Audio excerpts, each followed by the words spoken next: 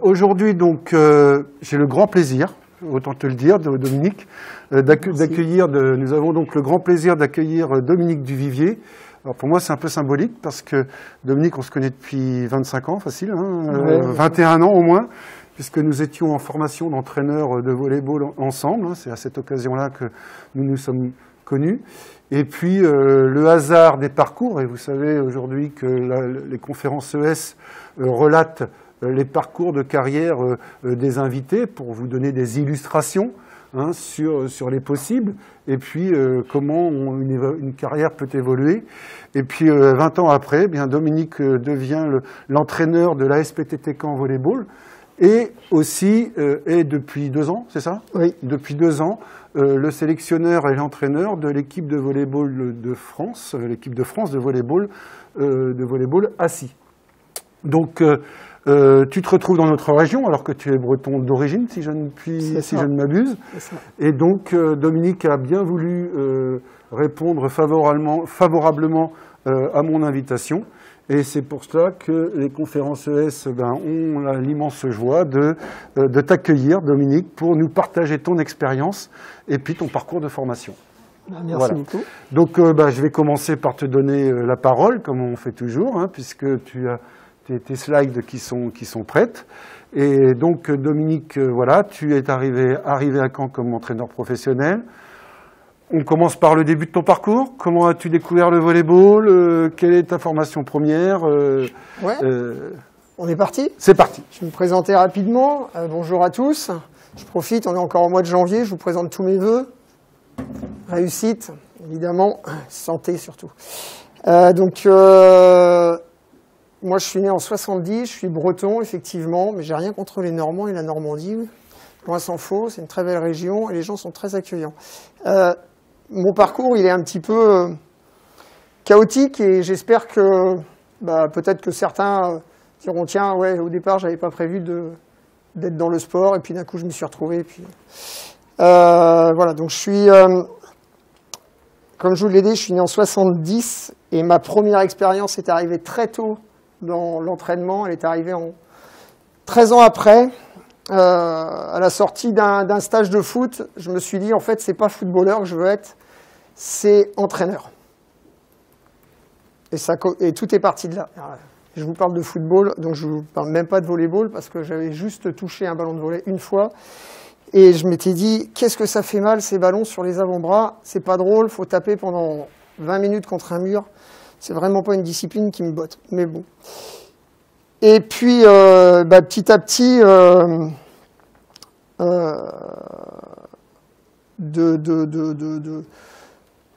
d'expérience scolaire, d'expérience en association, de création de structures dans ma petite commune, j'ai touché un petit peu à tout. J'ai fait du foot, comme je vous l'ai dit, j'ai fait de l'athlétisme, j'ai fait du... Ta petite commune, ta petite commune, elle était où? Elle était à Guichen, 20 km au sud de Rennes. À l'époque, l'équipe de volley féminin évoluait en National 3 déjà. Mmh. Et donc le club de volley était quand même assez bien reconnu. Et c'est l'époque où on a eu la création des gymnases. Les gymnases, dans les communes, c'est arrivé dans les années 70, 75, et à partir de là, les sports de petits terrains se sont développés. Donc il y a eu les clubs de hand à se créer, les clubs de basket, voilà, avant ils jouaient dans les cours d'école. Et puis moi j'étais quelqu'un qui n'était pas du tout scolaire. Mais alors pas du tout. À part pour aller faire du sport, un petit peu d'histoire géo, mais alors le reste, ça ne me branchait pas plus que ça. Donc j'ai très vite décroché pour aller me tester sur un premier emploi qui était ce qu'on appelait les TUC. Vous avez peut-être entendu parler, parce qu'il y a des gens là, qui se sont rendus compte qu'en fait, on n'avait pas le droit à la retraite, enfin on n'avait pas le droit à notre trimestre quand on avait fait un emploi comme celui-là. Et donc les TUC, c'était les ancêtres des emplois jeunes aujourd'hui. Exactement. Voire les emplois jeunes, ça n'existe plus, mais des contrats services civiques. Des contrats aidés, services civiques, des choses comme ça. Donc voilà, une association, toujours dans cette même commune, qui m'a proposé un poste où j'ai J'ai testé mes capacités au tennis de table, à m'occuper des enfants dans le dojo, à faire voilà, différentes choses. Et malgré cette expérience de touche à tout, parce que déjà à l'époque, il fallait aider les enfants à s'habiller, à se déshabiller, à venir sur le tatami pour les plus petits, accompagner l'entraîneur de basket, porteur de bouteilles d'eau, choses comme ça. Malgré cette expérience, arbitrer les matchs le dimanche matin à 8h de basket, ça piquait un peu là, surtout quand on a 18 ans. Je me suis dit, c'est ça que je veux faire. Je suis parti à l'armée, pompier de Paris, c'était ma deuxième passion. Même chose, là-bas, c'est quelques interventions, beaucoup de travaux d'intérêt généraux et beaucoup de sport. De la clé, de la natation. Concours de pompier, qu'est-ce qui t'a amené à le passer et à devenir pompier de Paris, en fait? Alors, pompier de Paris, c'est militaire. Donc, moi, j'ai été pompier à l'âge de 16 ans.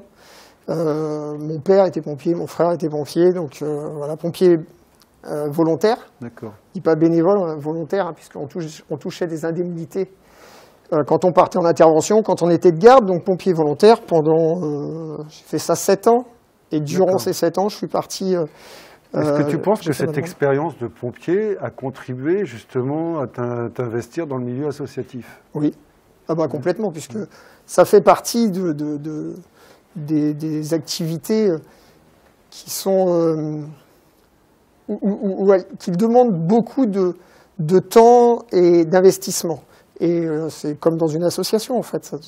Bien sûr. Comme le rôle d'un entraîneur, ça prend beaucoup de temps. Et voilà, donc une des valeurs que cette expérience de pompier t'a développée, c'est notamment le besoin, enfin l'envie de s'occuper des autres aussi, peut-être. Ouais. Mais ça a été très tôt. C'est-à-dire que cette première expérience de 83, par exemple, c'était de dire, voilà, moi je ne serai jamais... Alors, peut-être vous faire rigoler, mais j'étais déjà grand à l'époque. Pour mon âge. Tu parles de grand en termes de taille ou voilà, c'est ça. Déjà par grand barret taille. Je faisais déjà mon petit 67 que je fais encore maintenant, donc j'étais gardien de but et j'avais des capacités pour aller jouer à un certain niveau, mais je me suis rendu compte que je pouvais être très bon dans mon secteur, très bon dans mon département. Quand on va faire un stage à l'autre bout de la France, on s'aperçoit qu'il y a très bon, mais alors très très bon ailleurs. Et du coup, ça vous remet un peu à votre niveau. Vous dites, j'ai pas la niaque. Je sors pas d'un quartier difficile. Je suis plutôt tranquille, c'est aisé. Je suis fils de commerçant, artisan. Tout se passe bien. J'ai mes petites vacances. Est-ce que je vais être capable de me défoncer, de me barrer de chez mes parents pour aller vivre dans un centre de formation? Peut-être pas. Par contre, quand je suis rentré, je me suis dit, toi, t'es pas mal, t'as des bonnes qualités, par contre, il faut que tu t'entraînes plus. Moi, je vais t'aider à te faire progresser. Et j'ai commencé comme ça. Donc, dès l'âge de 12-13 ans, j'ai eu envie de m'investir pour que les autres progressent. Alors, c'était le petit voisin qui avait 8 ans, c'était mon petit-neveu qui était tout jeune en athlétisme, voilà. Et j'ai essayé d'apporter ce que moi, donc, c'était déjà en toi, mes expériences que j'avais déjà vécues malgré mon jeune âge. D'accord. Voilà. Et donc, les pompiers, ça a été aussi un petit peu dans le même cadre.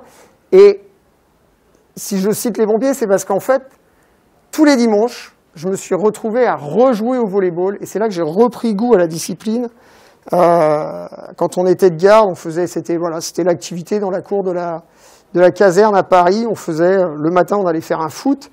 Et l'après-midi, on faisait un volley avec les gradés. Et du coup, ça m'a redonné envie de rejouer. Et du coup, j'en ai profité aussi en même temps pour reprendre une licence dans mon club. D'accord. Voilà. Très rapidement, pendant maintenant, ça fait combien de temps? Ça fait très longtemps, puisque j'ai eu une petite coupure où j'ai fait plein de petits boulots, et puis j'ai repris un poste dans un office des sports. Début 93, il me semble. Début 93, en même temps que les diplômes. Ans, à peu près, c'est ça? J'ai 23 ans. L'âge de nos étudiants. Voilà, j'ai 23 ans. Je suis toujours retourné à la fac. J'ai tout arrêté rapidement à la sortie du collège. Et Et puis j'ai enchaîné les expériences. Donc animateur, entraîneur, tout ce que vous voulez. Alors, vous l'appelez comme vous voulez. Une notion intéressante là dont tu parles, autodidacte. Mais pas seulement. Alors, important aussi, on a des étudiants qui passent le concours de pompier. Tu vois, donc c'est pour ça que je te posais cette question sur cette expérience de pompier, puisque on a des étudiants qui, dans leur licence, passent le concours, et puis après, s'ils réussissent leur concours, deviennent pompiers. Donc, donc la licence STAPS emmène vers différentes possibilités professionnelles. Voilà. Donc autodidacte, qu'est-ce que ça veut dire? Alors ça veut dire, je ne vais pas prendre la définition du petit Larousse, mais ça veut dire qu'il se forme par soi-même. Et quand je dis mais pas seulement, ça veut dire que j'ai appris dans mes expériences et dans mes formations. En fait, j'ai pas suivi le cursus scolaire et universitaire. C'est surtout ça, en fait. C'est vous rentrez, vous n'avez pas le choix, vous êtes obligé de rentrer à l'école, et puis voilà, il y a un cursus qui se met en place, et après, c'est vous, vos choix, vous l'orientez. Il faut noter quand même qu'à cette époque-là, une classe d'âge, 36% d'une classe d'âge avait le bac. Ouais. Alors qu'aujourd'hui, on est quasiment à 100%. C'est ça. Donc les différentes aspirations sociales, forcément, sont à prendre en compte. Et ce qui explique peut-être plus facilement aussi cette volonté de sortir du système scolaire pour te former toi-même. Ouais. Alors ça a été un choix très pas facile, déjà familialement. Vous imaginez bien quand vous allez dire à vos parents à 15 ans, je veux quitter le système scolaire pour aller faire pompier ou pour aller faire entraîneur sportif. Alors déjà, c'est pas un métier, entraîneur. À cette époque-là, c'est pas un métier. Ça n'existe pas. Tu veux être prof de sport? Non. Non, je veux pas être prof de sport. Je veux pas aller faire donner des cours à des gens qui n'ont pas envie de... Je veux être entraîneur. C'était le début des diplômes dans les fédérations. Donc, pas simple à faire comprendre. La sortie du milieu scolaire, je l'ai faite parce que, en échangeant avec justement les pompiers de Rennes professionnels et les éducateurs et les profs de PS que j'avais pu avoir, et au vu de mon vécu scolaire, m'ont dit, toi, ce qui pourrait être bien, c'est que tu vas faire un apprentissage, parce qu'on ne peut pas te lâcher dans la nature à 16 ans, tu vas faire un apprentissage, trouve-toi un truc qui te plaît, mécano, plombier, menuisier, n'importe quoi, un truc qui te servira dans la vie. Et puis, prépare le concours de pompier, va faire les pompiers de Paris, tu pourras y rester, tu fais juste ton armée, après tu peux signer un service long, un VSL, volontaire service long, et puis après, voilà, tu pourras toujours basculer dans autre chose, et puis en même temps, pendant que tu vas être à l'armée, tu vas te former dans l'entraînement, et tu pourras toujours rebasculer sur autre chose. Et du coup, j'ai dit, ah bah ouais, tiens, c'est pas bête. Donc je suis parti faire un CAP, CAP de menuiserie, par facilité, parce que c'était à côté de chez moi. Et puis voilà, et puis c'est parti comme ça. Donc le choix a été dicté plus par je dirais la facilité de pouvoir mener de front, en fait, cette formation professionnelle et surtout les formations vers lesquelles je voulais m'orienter. D'accord. Excuse-moi, Dominique, un petit problème technique à résoudre. Les étudiants qui sont en distanciel, vous pouvez désormais émarger sur e-campus puisque le problème vient d'être résolu par Gabin Motet. Donc vous avez jusqu'à 14 h, il vous reste encore 11 minutes pour le faire. Je vous remercie et désolé pour ce petit problème technique. Excuse-moi, Dominique. Il n'y a pas de mal. Quand je parlais tout à l'heure on parlait d'autodidacte, pas seulement, donc il y a les formations, mais il y a aussi les gens que j'ai pu rencontrer tout autour de ces formations et de mes expériences professionnelles qui m'ont apporté énormément. Et bon, j'en reparlerai tout à l'heure, mais c'est vrai que les formateurs au niveau des fédérations, au niveau des ligues, des départements ont été très très importants. Alors ça, c'est drôlement important ce que tu dis, parce que il ne faut pas hésiter à aller au contact des associations ou du milieu professionnel, parce qu'on rencontre des gens. Et il ne faut pas non plus hésiter à frapper aux portes, parce qu'en général, eh bien, on a de bonnes surprises et tout. Vous verrez, tous les conférenciers, y compris Michael Richaume la semaine dernière, ils nous l'ont bien dit, et vous le diront, c'est grâce aussi à des rencontres que la carrière se fait. Oui, complètement. En termes d'opportunités à saisir, en fait, et de rencontres. C'est souvent des aventures humaines qui commencent grâce à la rencontre et au lien social. Exactement. On parlait du premier diplôme en 93, et je rebondis sur mon parcours, mais et les personnes qui m'ont mis le pied à l'étrier, c'est l'animateur volleyball. Donc c'était la première formation pour quelqu'un qui découvrait l'activité et qui voulait encadrer un petit peu les jeunes dans son club.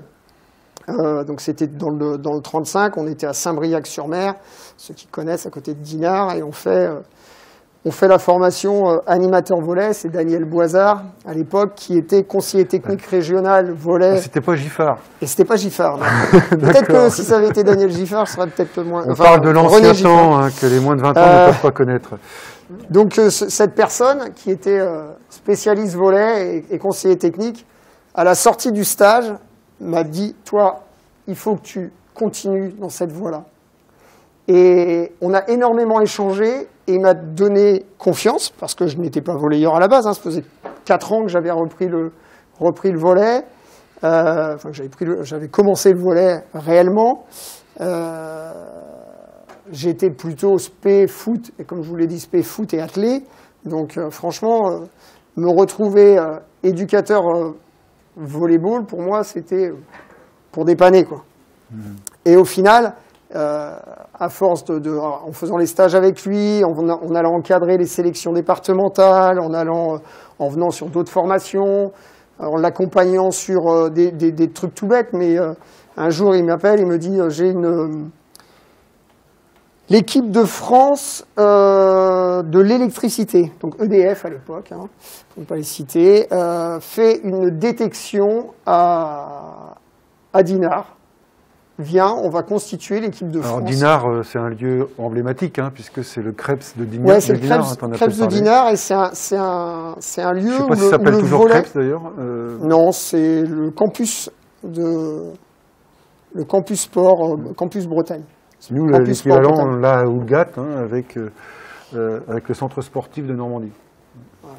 Et on s'est retrouvés tous les deux à établir une sélection de joueurs qui allaient représenter la France dans une compétition internationale. Donc déjà, tu étais au contact de ce poste de sélectionneur, quelque part. Oui, complètement, mais alors c'était vraiment quelque chose c'était une découverte pour moi. Voilà, c'était le fait de pouvoir observer des sportifs, de voir comment on pouvait faire une sélection, de pouvoir... Voilà, et je pense que c'est important, tu l'as dit tout à l'heure, Fred, mais aujourd'hui, je ne sais pas combien parmi vous intervenez dans des associations, mais tout par-delà. On ne peut pas imaginer se dire je serai entraîneur, je serai coach, je serai machin, si déjà on n'est pas dans le milieu. Parce qu'on se rend vite compte des contraintes, des avantages, des intérêts, plein de choses, et surtout des contraintes et de la difficulté malgré tout du poste, du job. Alors, à ce propos-là, et plus en relation avec l'activité volley, est-ce que tu penses, parce que la Bretagne, par rapport à la Basse-Normandie, a quand même toujours une tradition volleybalistique relativement développée. Tu parles de Guichin, petite commune de, je sais pas, 3-4 000 habitants. 5 000. 5 000 habitants, qui évolue en National 3. Moi, j'ai jamais vu ça à Caen, ni sur la région bas-normande. Est-ce que tu penses que ce contexte volleybalistique, déjà à l'époque, puisque la Bretagne est déjà reconnue comme une des régions les plus dynamiques de France dans cette activité, t'a aidé à aller un peu plus loin dans cette activité? Ah oui, bien sûr. Oui, le fait d'être dans... Ça va aller aussi dans mon parcours, mais le fait d'être dans un département où tu as, à l'époque, 4000 licenciés, voilà. Donc, je crois que c'est à peu près pas loin du double de la Basse-Normandie. La Basse-Normandie, je crois qu'on avait à peine la moitié des 4 000. Donc, et là, on parle que de l'échelle d'un département. Évidemment, ça aide. Ça aide parce que tu as des équipes de haut niveau. Je parle de la Basse-Normandie, c'était 2000. Donc, à peine. Il y a des équipes de haut niveau, donc tu vas te confronter à des entraîneurs, à des éducateurs qui ont aussi beaucoup plus d'expérience que toi, et tu vas apprendre de ces personnes, tu vas découvrir d'autres méthodes d'entraînement, tu vas découvrir d'autres méthodes de management. C'est hyper important. Donc oui, ça a aidé. Donc la région est importante. Effectivement, entre 2 stages, il m'arrivait d'aller passer 2 heures par semaine dans un club qui était c'est Sévigné, pas très loin de chez moi. Je prenais sur 2 heures de mon temps pour aller voir l'entraînement de la N3 des garçons, parce que là-bas, il y avait un entraîneur qui était en avance peut-être par rapport aux autres, c'est ce que je pensais, et il m'a apporté une autre vision de l'entraînement des garçons, par exemple. Donc de cet animateur club, ouais. Donc à Saint-Briac, si j'ai bien compris, si on regarde ton parcours, tu passes par les différents rôles, on va dire, d'entraîneur, à commencer par une régionale 2, si je vois bien. Oui, ça a été... cette formation et cette personne, en fait, a été le déclencheur. Elle m'a permis de rentrer comme agent de développement au comité départemental. Ça a été la première chose. Quand il y a eu, une place quand même, excuse-moi, Dom, je commente en même temps, tu parles tu as été entraîneur bénévole. Ah oui. Ça, c'est aussi très important quand même dans un parcours. C'est ce qui te permet aussi de rencontrer du monde, j'imagine. Ouais. Mais ça veut dire qu'on y donne de soi-même, sans forcément la rémunération en conséquence. Et la professionnalisation, elle ne vient qu'après. Ouais. Donc l'investissement, il est drôlement important dès le départ, en donnant de sa personne pour une association, Mais j'imagine qu'il y a derrière un peu de passion pour aller dans ce sens-là. Il y a énormément de passion. Enfin oui, de toute façon, s'il n'y a pas la passion, s'il n'y a pas la fibre de transmettre, d'accompagner, il manque quelque chose. Ça va un temps, mais il manque quelque chose. Avec tout ce que ça demande comme investissement personnel, il faut que vous soyez sûr de votre choix. Attention, je dis pas que... Oui. Mais ouais, ça demande beaucoup. Oui, Régional 2, à Guichin, club à dégringoler, N3, R1 à l'époque, la pré-nationale, et puis voilà, et puis comme les joueuses de cette équipe de Régional 2, c'était celles qui venaient nous voir le dimanche après-midi au match de foot et qui venaient nous voir au match de volley juste avant. Donc un aspect omnisport très important qui crée des liens. Elles se sont dit, tiens, il y en a un dans le club, là, il a au moins ses diplômes pour entraîner jusqu'au niveau régional. Est-ce qu'il ne voudrait pas venir nous dépanner? Et puis voilà. Et puis après, ça fait boule de neige. Bien sûr. On fait la N2, on fait la Régionale 2, et puis la Régionale 2, elle ne monte pas, mais il y a un président qui vient taper à la porte et qui dit, dis donc, tu ne voudrais pas venir entraîner mon équipe qui monte en R1 parce que l'entraîneur, il n'a plus le temps de s'en occuper. Tu vas aller, ok, c'est un peu plus loin, mais c'est pas grave. Et puis tu fais ta saison de R1 avec une petite équipe d'une commune de 2000 habitants, Six-sur-Af. Si vous trouvez, c'est à côté de Redon. Derrière, on te dit, tiens, tu veux pas venir à Cornu, en National 3? Bon, là, c'est déjà un peu plus connu. C'est un peu plus connu, Cornu, peut-être pas pour tout le monde, mais c'est au sud, c'est à côté au sud de Rennes. Et puis voilà, et puis après, c'est le CER Paul Bert de Rennes qui te dit, tiens, un projet en N2. Alors là, c'est plus pareil, c'est-à-dire que Paul Bert, une tradition volleybalistique avec une grosse structure, et puis aussi une conception de la formation du jeune. Très importante. Très importante, très prononcée. Alors, très concurrent du fameux REC. Donc REC Étudiant Club, pour ceux qui ne connaissent pas, c'est le club mythique professionnel de la région rennaise, on va dire. Exactement. Et ils sont distants de 500 mètres, 700 mètres de gymnase. Aujourd'hui, ils doivent avoir une Pro B, c'est ça, une Pro A? Et aujourd'hui, ils ont une Pro B, ouais. Ils ont Pro B en garçon et puis une équipe de filles en élite. C'est ça. Avec un entraîneur ancien normand, Yann Chubillot, qui a officié avant toi dans les années 80 à la SPTT. À la SPTT Caen. Exactement. Très bon entraîneur, très bon formateur, très bon formateur. Et puis voilà quoi. Donc c'est vraiment un enchaînement en parallèle de tout ça. Il y a eu, j'étais toujours assistant technique, hein, puisque comme je vous le dis, c'était de l'entraînement bénévolat jusqu'en N3. À partir de N3, on commence à être un peu défrayé, N2. Alors qu'on soit bien d'accord, les étudiants en volleyball, la Nationale 3, c'est le premier niveau national. Hein, il y a 3 niveaux nationaux, N1, enfin ce qu'on appelle l'élite, N2 et N3 aujourd'hui. Et puis en garçon, on a une Pro A, une Pro B, une Pro A. Et en femme, on a une Pro F. C'est ça. C'est ça. Voilà, pour donner un petit peu le panorama compétitif. La N3 aujourd'hui, c'est le 4e niveau de compétition. En garçon. Oui, bon, en fille aussi. En fille. En garçon, c'est 5e. Voilà, et puis après, ça s'est enchaîné. Alors, quand je dis ça s'est enchaîné, c'est encore une fois, c'est... je ne vais pas dire la faute à pas de chance, justement, j'ai eu énormément de chance, c'est de se retrouver au bon endroit, au bon moment. Alors que des fois, vous pouvez faire ce que vous voulez, vous pouvez être le meilleur entraîneur du monde, si on ne vous donne pas les moyens, ou le meilleur animateur, ou le meilleur éducateur, on ne vous donne pas les moyens de mettre en place votre projet, ou de mettre en place vos idées, ça peut pas fonctionner. Alors des fois, on a de la chance, parce qu'il y a des gens qui vous le proposent. Des fois, il faut aller chercher un petit peu. Moi, j'ai eu beaucoup de chance. Je venais d'avoir mon 3e enfant. On était en 2009 et j'habitais toujours on était en 2009, non à l'époque on était en 2008.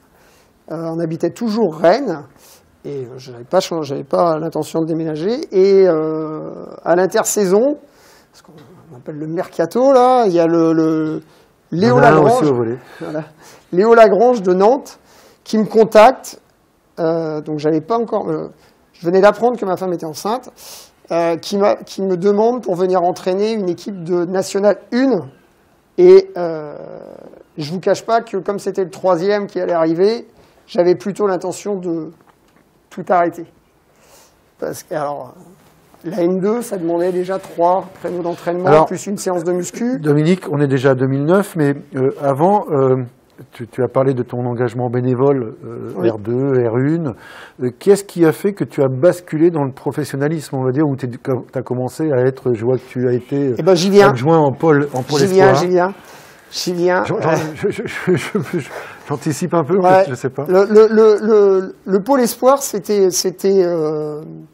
le pôle espoir de Dinard, il a été créé en 2003, il me semble. 2002-2003. Donc pôle espoir garçon. Garçon. On soit bien d'accord. Et c'était Jocelyn Trion qui en était le responsable et il avait besoin d'adjoints. Et je pense que pour moi, c'était encore une expérience supplémentaire. C'est-à-dire que j'entraînais des jeunes, j'entraînais des adultes, j'entraînais des jeunes, je faisais la formation des jeunes. J'avais besoin de savoir ce qu'ils faisaient en pôle pour pouvoir former mes jeunes joueurs et leur permettre d'arriver à ce niveau-là. Et du coup, je me suis dit, pour savoir, je dois être présent, je dois être au contact de cette élite jeune pour Alors, par contre, tu passes du secteur féminin, parce que tu entraînais plutôt des filles, c'est ça, en régional? Ouais, j'ai entraîné des garçons aussi en PNF. À la Jeanne d'Arc de Rennes, j'avais entraîné un petit peu de garçons, et puis en sélection de jeunes, je m'occupais surtout des garçons. D'accord. Donc, garçons, filles, pour moi, ça posait pas trop de problèmes. La seule différence, c'est que quand on mesure 1m67 et qu'on arrive dans le haut niveau garçon, en termes il y a un rapport de force. Le coach contre les joueurs, le rapport de force, quand il se fait comme ça, c'est déjà un petit peu plus compliqué que quand il se fait les yeux dans les yeux. Ok, je ne veux pas dire que les filles sont plus petites, mais si, malgré tout... Sachant qu'on cherche naturellement des joueurs grands. Voilà. Et des joueuses grandes. Donc pour moi, je ne me voyais pas... je me voyais pas entraîneur d'une équipe de haut niveau garçon. Est-ce que c'était le syndrome de l'imposteur? Est-ce que c'était, j'en sais rien. Est-ce que c'était le fait que je mesure qu'1m67 et donner des consignes à des joueurs de grande taille? Je n'en sais rien. Ça ne m'a pas empêché d'entraîner des jeunes garçons qui aujourd'hui jouent en équipe de France ou ailleurs. Hein. J'en ai quelques exemples, mais parce que j'ai eu cette chance-là. J'imagine que tu as été au contact de Grebennikov, c'est la saison. Genia, je l'ai connu, il avait 6 ans. Voilà, donc c'est le meilleur libéraux du monde aujourd'hui, grâce à l'équipe de France, entre autres. Ouais, et qui est marié avec une Canaise d'ailleurs, qui a joué au PTT Caen. Comme quoi, tout se regroupe. Donc ouais, Genia, Kevin Leroux, de mètre 10, qui a été longtemps le central de l'équipe de France, qui vient de Saint-Malo. Enfin bon, voilà, on a vu passer un tas de jeunes dans nos stages départementaux, régionaux, pour l'espoir, le Rennes Étudiant Club en l'occurrence. Mais voilà, moi à ce moment-là, chez les jeunes, garçons ou filles, ça me posait pas de problème. Dès qu'on passait le haut niveau garçon, je me sentais pas légitime. C'est surtout ça, je me sentais pas légitime. D'accord.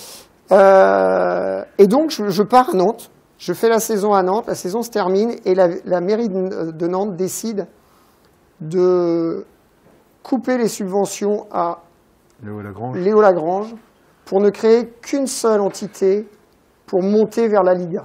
Alors, il faut savoir que Nantes, un peu comme Rennes, sauf que Rennes avait déjà des équipes professionnelles avec le REC, entre autres, et puis une tradition professionnelle avec le REC.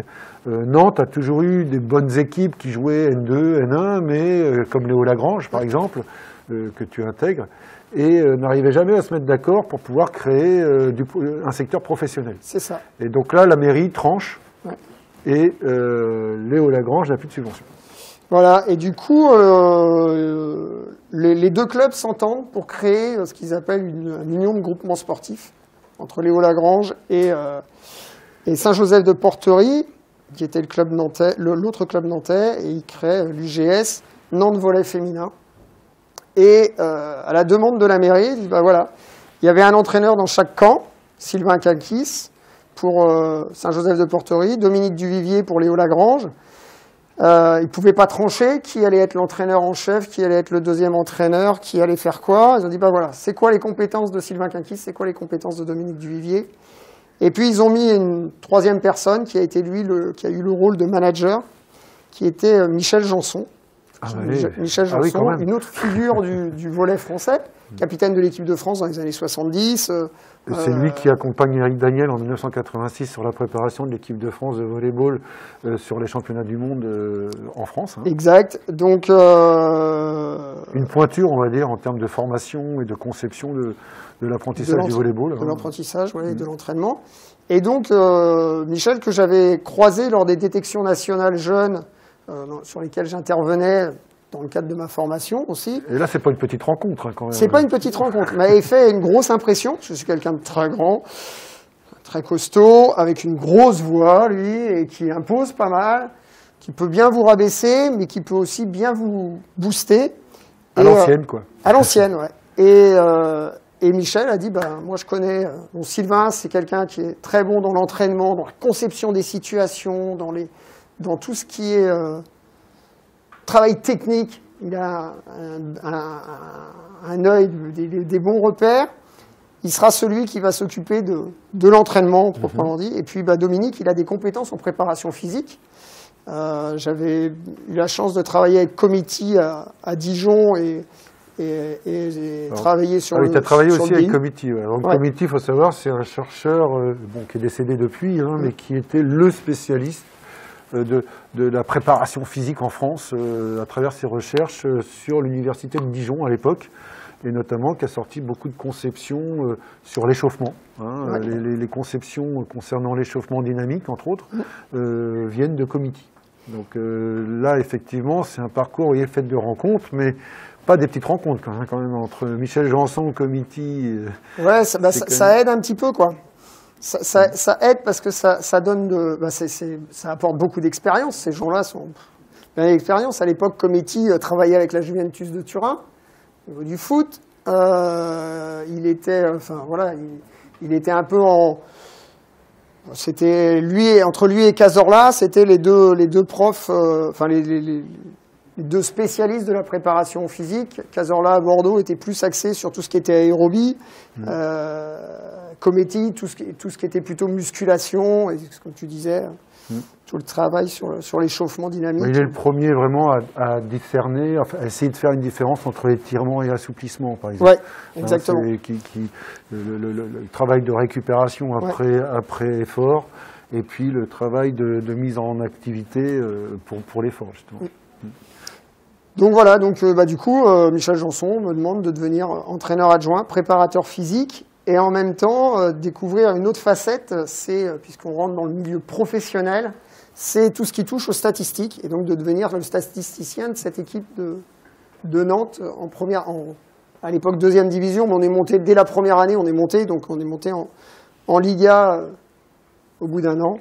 Alors, il faut savoir que les statistiques, c'est le début des années 2000. Hein, c'est vraiment un outil hyper important en volleyball pour découvrir un petit peu les systèmes de jeu des adversaires, entre autres.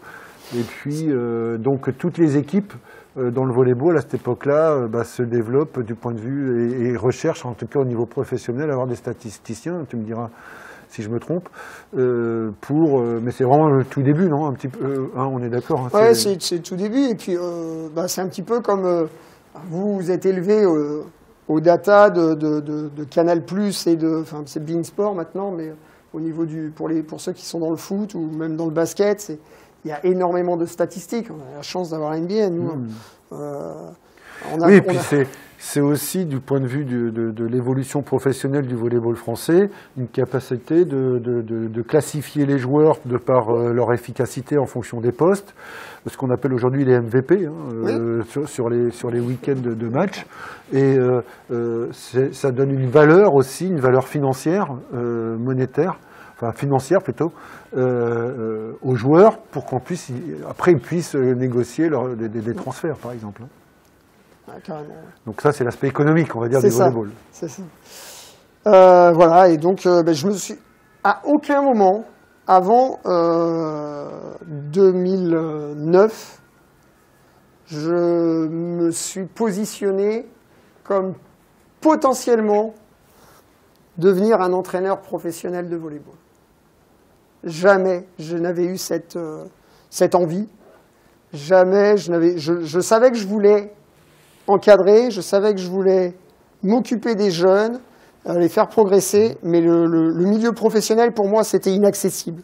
C'était pour les anciens professionnels qu'on replace parce que c'est des bons joueurs, et beaucoup, un que j'ai bien connu, qui est Veiko Basic, qui était à Rennes. Qui était à Rennes, tout à fait. Qui était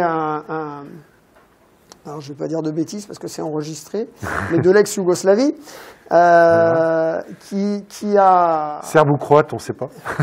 Ouais, je crois qu'il est Bosnie-Herzégovine. D'accord, je ne suis pas sûr.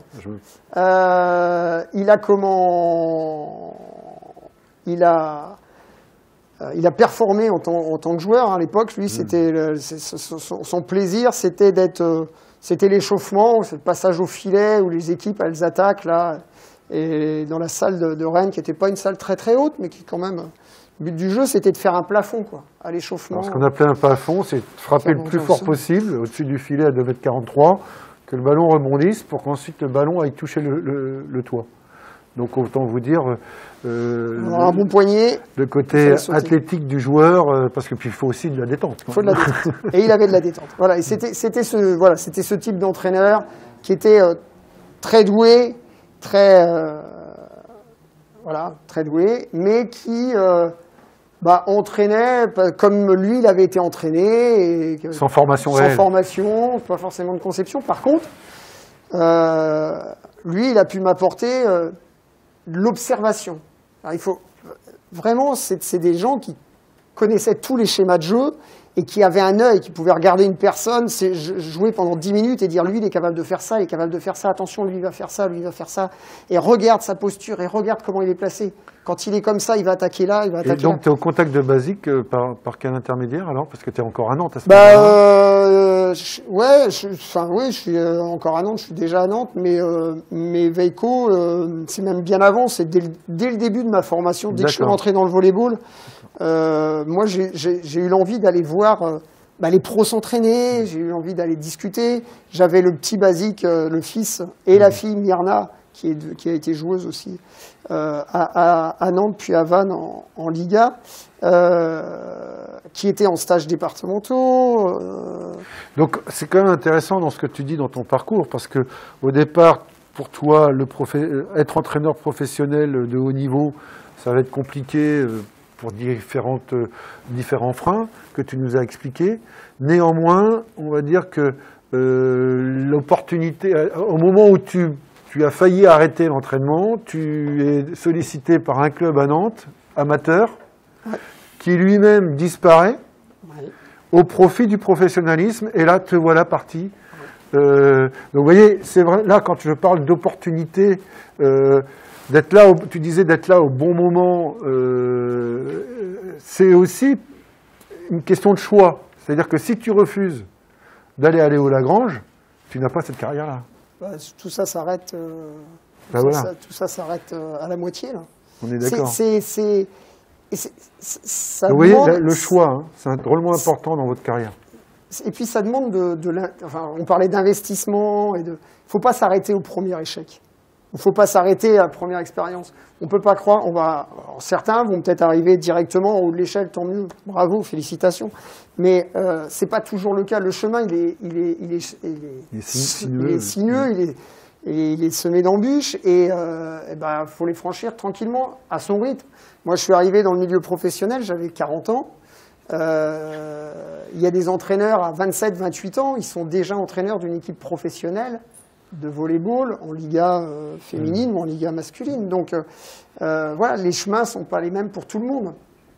Et ça demande plus de temps pour certains que pour d'autres. Et puis c'est surtout que faut-il en avoir l'envie, ou que ça tombe à un moment propice de votre carrière, ou aussi de votre vie familiale. C'est pas anodin dans ma présentation quand je mets que je suis divorcé, que j'ai eu 3 enfants. Parce que tout ça, ça joue sur les périodes dans lesquelles on va s'orienter dans tel ou tel secteur. Alors c'est intéressant que tu arrives sur ce point-là, parce que effectivement, quand je parlais de faire des choix, à un moment donné, j'imagine que lorsque tu choisis de partir à Léo Lagrange, alors que tu vas être papa pour la 3e fois, c'est pas une décision facile à prendre quand tu vois derrière la carrière professionnelle que tu développes. Alors j'ai bien compris que c'était pas par hasard que tu écrivais que tu étais divorcé, parce que forcément, familialement, ça pose des contraintes aussi. Oui, carrément. Alors moi, j'ai eu la chance de vivre des choses, je vais prendre pêle-mêle, mais entraîneur du centre de formation et en même temps adjoint de l'équipe de Liga.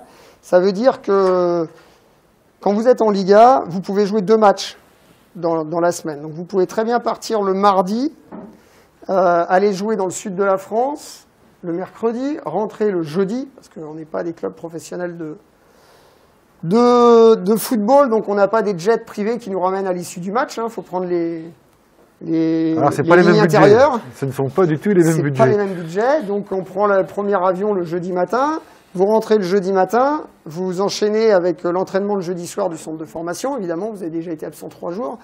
Donc vous descendez de l'avion, vous arrivez au gymnase, vous faites votre entraînement, vous rentrez le soir vite fait, vous faites un bisou à vos enfants le vendredi matin, vous les déposez à l'école, et là vous dites, papa il rentre pas parce qu'il repart en déplacement samedi, et puis le dimanche matin, il va rester dormir à Nantes même le samedi soir, parce que le dimanche matin, il va partir très vite avec la Nationale 2, donc le centre de formation, pour un autre déplacement. C'est-à-dire que dans une semaine, vous allez peut-être croiser 2 fois vos enfants et 2 fois votre femme. Quand c'est une fois, ça va, mais moi j'ai eu la chance de faire 3 campagnes européennes, une Ligue des Champions, une CEV Cup et une Challenge Cup. Nantes, tout ça avec Nantes. Tout ça avec Nantes. C'est plus des déplacements au sud de la France, quoi. C'est Russie, Turquie, Azerbaïdjan et Roumanie et d'autres. En plus, pas de bol, on s'est tapé que des déplacements différents. En somme, devenir entraîneur pro, mais peut-être aussi entraîneur en formation avec des plus jeunes, enfin dans des clubs amateurs, c'est beaucoup de prise de temps. J'imagine que vous le voyez de par vos stages, hein, lorsque vous entraînez la semaine et que le week-end on vous confie des jeunes et qu'il faut aller les accompagner, même sans aller en Russie ou dans le sud de la France, c'est un emploi du temps particulier. On travaille le soir, très rarement dans la journée. On travaille le week-end, du vendredi soir jusqu'au dimanche, et ça demande beaucoup de disponibilité. Donc, par rapport, et on sait aussi que pour bien s'épanouir dans son boulot, enfin dans son travail, il faut aussi avoir un équilibre affectif et, je dirais, familial pour pouvoir aussi rayonner, quoi. Donc, trouver le juste milieu, c'est pas simple. Alors, qu'est-ce qui fait qu'à un moment donné, tu te retrouves à Quimper? Alors, je vais rebondir sur ce que tu viens de dire, et j'ai un peu avancé dans les slides rapidement, mais on pourra y revenir. Mais clairement, dans ce boulot, il faut se préparer. Voilà, vous pouvez bien écouter. Aux horaires atypiques. Finir à pas d'heure, bosser le samedi et le dimanche. Hier, une mésaventure a fait que j'ai pris un taxi. Le mec, il trouve plus de chauffeur de taxi. Le mec, il trouve plus de chauffeur. C'est le patron de sa boîte, dimanche soir. Le mec, il dit, mais il n'y a plus personne qui veut venir bosser. Les gens, ils veulent être en week-end le vendredi soir. Mais nous, dans notre métier, je lui dis, bah ouais, mais c'est pas ça. Moi, dans mon métier, c'est pas ça non plus. Moi, j'ai mon jeudi, c'est mon jour off. Et encore, le jour off, je le passe à préparer les séances ou à travailler sur les projets de l'équipe de France de volley assis. Donc, tous les autres soirs, bah, c'est des horaires jusqu'à 22h, 22h30. C'est des déplacements le week-end. Alors, en plus, là, on sort de 2 années quand même très compliquées où il n'y a pas eu de compète. Donc, on a pris l'habitude de passer les dimanches tranquilles à la maison. Ce qui d'ailleurs une des causes de la baisse des licenciés en France dans toutes les activités. Hein. Et de la baisse des licenciés pratiquants, mais aussi de la baisse de l'encadrement. Oui, bien sûr. Quand moi, je me suis retrouvé en fin de contrat à Quimper au mois de juin, vous pouvez être sûr que j'ai posé mon CV, j'ai pas eu besoin de chercher beaucoup d'emplois. Hein. Tellement les clubs étaient à la recherche d'entraîneurs. Quel que soit le niveau, ils avaient besoin de quelqu'un. Ils avaient besoin de quelqu'un. Donc il faut vraiment, il faut se préparer ces horaires atypiques. Bon, évidemment, la pression, mais et à faire des sacrifices. On y reviendra. On reviendra sur ces aspects, je dirais, plus mentaux et psychologiques liés à la pression et aux résultats. D'ailleurs, tu cites une phrase à la fin qui est très intéressante de ce point de vue-là. Donc, Nantes. Des horaires pas possibles, tu es papa pour la 3e fois. Ça dure combien d'années? Je suis resté assez longtemps à Nantes, je suis resté 7 ans à Nantes. Ah oui, quand même. Avec l'équipe professionnelle, on est resté, donc on est monté la première année en Liga avec Michel Janson. On a fait 2 saisons avec Michel Janson. On s'est maintenu ric-rac et l'année suivante, les dirigeants ont décidé de se séparer de Michel et de nous confier l'équipe avec Sylvain Quinquis et moi-même pour, tous les deux en co-entraîneur. Et on a fait 5 ans ensemble. Co-entraîneur. La première année, on était co-entraîneur, puis on s'est rendu compte très rapidement que ça ne pouvait pas fonctionner. Il fallait qu'il y ait un premier et un second. Donc Sylvain, comme il était tout le temps sur Nantes et très investi et au club depuis des années, il me paraissait tout naturel que ce soit Sylvain le premier et que moi je sois le second. Ce qui me permettait d'avoir mon mercredi de repos aussi à ce moment-là, et de pouvoir m'occuper de mes enfants, et de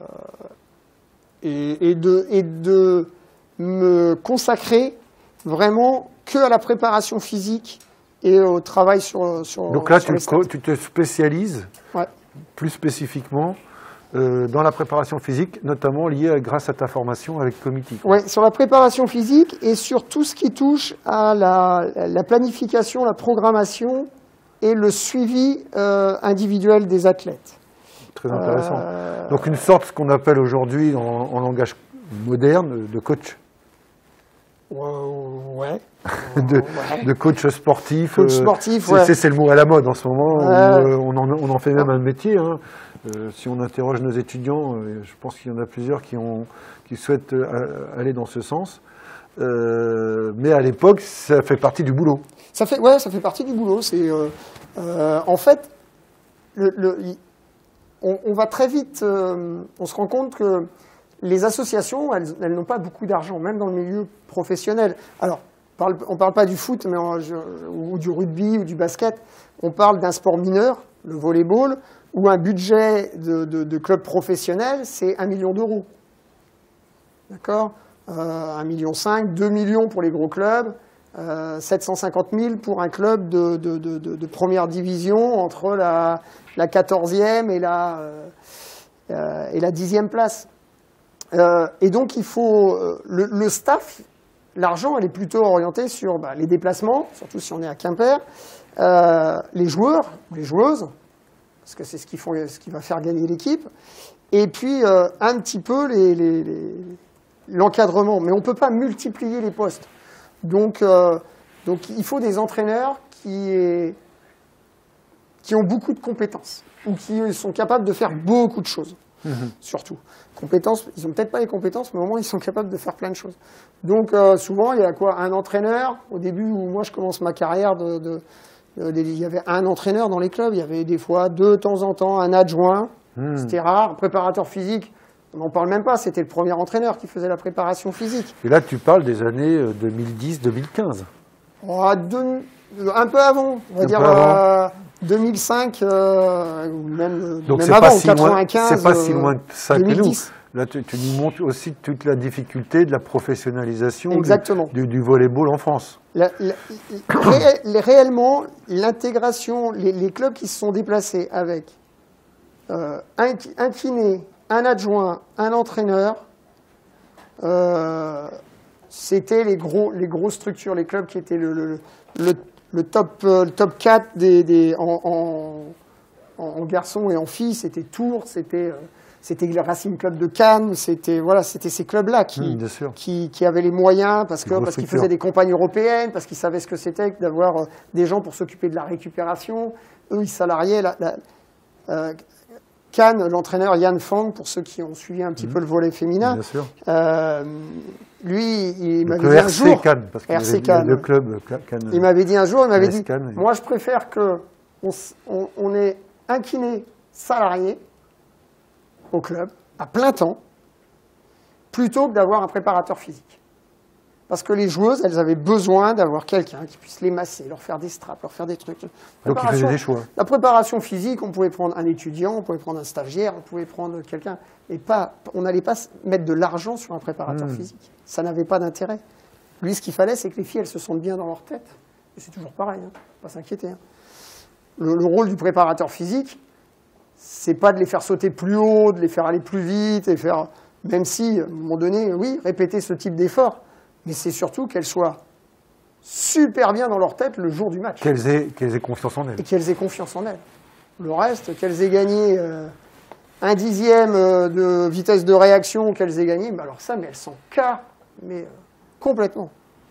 Donc ça, c'est important ce que tu dis, parce que c'est pas toujours l'image que l'on a du préparateur physique, mais comme on vous l'a expliqué souvent dans les cours l'année dernière avec Franck Doudet, qui interviendra aussi en conférence, l'optimisation de la performance, elle passe par le bien-être, et c'est une combinaison entre préparation physique, technique, tactique, et aujourd'hui, ça prend de plus en plus d'importance, la préparation mentale.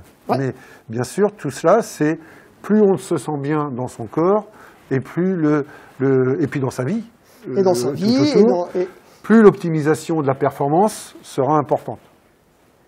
Donc aujourd'hui, effectivement, le rôle de la préparation physique est primordial, puisque ça contribue, mais dans ce sens-là, comme tu le dis, dans le sens du bien-être du sportif. Je ne sais pas si vous avez entendu parler, vous êtes jeune, mais il n'y a pas très longtemps quand même, il y a eu la Coupe du Monde féminine de football, qui a eu lieu en France. Tu as beaucoup de footballeurs, hein, donc ils doivent connaître. Je pense qu'ils vont tu as même des joueuses de football là, qui rapportent tes propos. C'était quand la Coupe du Monde féminine? Alors, Manon? 2019. En 2010, je crois que c'est en 2010. Merci, j'étais pas trop sûr en plus. C'est pas loin pourtant, mais en 2019, il y a eu un article où les Américaines se souciaient des périodes de règles de leurs sportifs, et que par rapport à ça, elles adaptaient les entraînements, Et on s'est dit, oh là là, ces Nord-Américains, qu'est-ce qu'ils sont forts. Depuis 2010, nous à Nantes, on le faisait. Et avant nous, il y en a d'autres qui l'ont fait. Bien sûr. Sauf que eux, les Nord-Américains, ils sont très forts dans la communication pour dire « Ah oui, mais nous, on fait comme ça, et on fait comme ça, et on est plus fort, et on gagne. » Ils n'ont rien inventé. Ils n'avaient rien inventé, déjà. Et en fait, quand les joueuses se retrouvent, je parle des joueuses en l'occurrence, parce que effectivement, je suis un peu plus entraîneur féminin que... elles se rendent compte qu'on va prendre soin d'elles, que quand on va leur faire des abdos, on va éviter de faire des abdos en compressif pour que ça abaisse les viscères vers le bas et que donc après, quand elles vont avoir des enfants, elles se retrouvent à avoir des risques de fuite urinaire et choses comme ça. Elles vont dire, là, on a un préparateur physique qui prend soin de nous. Donc qu'elles gagnent, comme je disais tout à l'heure, 1/10 de seconde de réaction, elles n'en ont rien à fiche. Par contre, qu'elles se rendent compte que le préparateur physique prend soin de leur corps et s'adapte à leur développement personnel, à leur environnement, exactement. Là, ça a beaucoup plus d'impact. Et aujourd'hui, puisqu'il y a beaucoup de footeux, la JOCR fonctionne comme ça, Brest a fonctionné comme ça, puisque moi j'ai eu la chance de travailler avec M. Furlan, et bien d'autres clubs sont vraiment très proches de l'athlète, que ce soit chez les garçons, chez les filles, en disant quand vous allez être jeune papa, vous allez vous rendre compte que le matin, arriver au boulot, c'est pas toujours facile pour faire une performance. Ce que tu dis là, de mon point de vue, c'est très important. Parce que nous, on a tendance, à l'université, à apprendre les aspects techniques d'une préparation physique, on va dire, si je puis m'exprimer ainsi, sans forcément parler du bien-être de la personne et de son développement à court, moyen et long terme. Il y a une question ? Non, je pensais que tu avais une question. Et cela, c'est très intéressant que tu puisses témoigner de cet aspect-là de la préparation physique, du point de vue du bien-être personnel de l'athlète, qu'il soit féminin ou masculin d'ailleurs. Hein. Oui. Même si chez les femmes, on va peut-être prendre plus de précautions, je ne sais pas. Mais ce qui est important, c'est je ne suis pas préparateur physique pour améliorer, entre guillemets, la performance physique. Pas que pour. Mais pas que, voilà. Parce qu'il faut d'abord prendre en compte, et c'est une question de philosophie en fait, hein, de conception. Ce qui m'intéresse, c'est le bien-être et l'épanouissement de l'athlète pour l'optimisation de sa performance. Exactement, parce que la performance, c'est multifactoriel et que ce n'est pas simplement la préparation physique qui va faire que vous allez être meilleur. Alors, qu'est-ce que ça veut dire meilleur par rapport à toute cette expérience nantaise, tu te retrouves à Quimper. Explique-nous un petit peu parce que bon, ça reste la Bretagne. Enfin, Nantes, c'est pas la Bretagne. Il ne faut pas qu'on dise ça, sinon ça va mal se passer. L'édit de Nantes est passé par là. Voilà, tu repars à l'autre bout de la Bretagne avec une équipe de Quimper qui est déjà en Pro F. Oui, qui normalement descend de Pro F pour retourner en élite, en fait. D'accord. Et donc, moi, j'ai toujours... on a vu première formation en 93. En 2018, c'était la dernière formation, on va dire, officielle. Je passais mon DES GEPS parce que j'ai toujours eu ce besoin comme je n'ai pas fait donc le de grandes diplôme études, supérieur de jeunesse et sport. En fait, voilà, j'ai toujours eu besoin de me former, d'aller chercher des informations. Alors, il y a les bouquins, c'est bien. Il y a les échanges avec les collègues, c'est très, très, très, très important et très bien. Et puis, il faut valider tout ça. Puis, il faut se retrouver face à ses pairs et, à un moment donné, continuer d'apprendre, continuer d'améliorer un peu son bagage d'entraîneur. Donc ça, c'est très important, ce que tu dis, effectivement, d'aller toujours vers la connaissance pour augmenter son bagage d'entraîneur et naturellement de compétences. Et de compétences, et ne pas avoir peur de se mettre, entre guillemets, à nu, parce que on repart de rien. Alors de rien, évidemment, quand on commence la première année, on part de pas grand-chose, mais au fur et à mesure, on a l'impression de repartir de rien, mais quand même un petit peu de bagage. Heureusement, on en garde un petit peu. Et en fait, encore un concours de circonstances, moi je m'apprêtais à signer... Ah oui, alors comment ça se passe à ce moment-là? C'est ça qui est intéressant pour nous, c'est de savoir l'évolution de la carrière. Vous savez que... Enfin, vous savez, vous ne savez pas, mais vous savez sûrement, quand on signe un contrat dans le milieu professionnel, ce ne sont pas des CDI. ce sont des CDD. CDD, c'est, voilà, vous êtes engagé pour une mission sur un temps donné. Donc vous signez des contrats de 3 ans, 2 ans, 1 an. Et à Nantes, ça faisait 2 saisons que je signais des contrats d'1 an. Et à un moment, je me suis dit, bon, c'est pas possible, surtout quand vous allez à la banque et que vous voulez faire un prêt, c'est pas toujours simple quand vous avez des CDD comme ça. Je me suis dit, il faut que je trouve quand même un poste avec un peu plus de... J'essaye de négocier un temps un peu plus important. Et donc, je m'apprêtais à signer encore 1 an à Nantes, puisque tout se passait bien. Et le président de Quimper apprend que j'étais en formation, que je finissais que j'étais en formation pour avoir mon diplôme d'entraîneur professionnel. Et il cherchait un entraîneur sur un nouveau projet pour son club qui descendait de Liga. Ils avaient licencié leur entraîneur en cours d'année. C'était Mathieu Fouché. Non, Emmanuel Fouché qui arrivait d'Evreux, d'ailleurs, voilà, à l'époque. Qui aujourd'hui est manager général des équipes de France tout à fait. masculines. Et féminine. Emmanuel Fouché, oui, tout à fait. Féminine. Et qui, et du coup, me propose un poste de 2 ans comme entraîneur sur la 2e div. Donc là, c'est pour intégrer l'élite féminine. Élite féminine, avec une équipe, avec un projet de remontée, bien sûr. C'était un club qui avait quand même du budget. Et donc, voilà. L'opportunité. L'opportunité, encore, je peux pas la laisser passer. Donc, je rencontre ces dirigeants. La veille, je vais voir la finale de Pro B à Paris, avec la montée la remontée du REC. Du REC en Pro A. En Pro A. Tout à fait. Puisqu'à l'époque, j'étais aussi préparateur physique du Rennes Volley, du Rennes Étudiant Club en Pro B, sur mon temps libre. Quelle activité! Donc je vais fêter la montée. Et le lendemain matin, je rentre de Paris, je passe prendre une douche, manger, et à 9h du matin, je suis à Quimper. Le lendemain, pour un entretien, on est un dimanche matin. Normal, un entretien d'embauche un dimanche matin, vous travaillez avec des bénévoles, donc les bénévoles, ils bossent le reste de la semaine, donc ils vous prennent quand ils ont le temps. 9h, un dimanche matin à Quimper, sachant que c'est à 2h15 de route de Rennes. Autant que Paris. Et qu'en plus, on a fêté la montée du donc REC, un dimanche difficile. À Paris le samedi soir. Voilà. L'entretien a dû bien se passer. Parce qu'à la sortie de l'entretien, il me propose donc un contrat de 2 ans que j'accepte quelques jours plus tard, après en avoir fait part familialement. Mais voilà, et puis je me retrouve là-bas. Donc c'est vraiment un concours de circonstances. Pour tout vous dire, ils avaient plutôt prévu d'embaucher un entraîneur portugais. Il est toujours à Istres. Et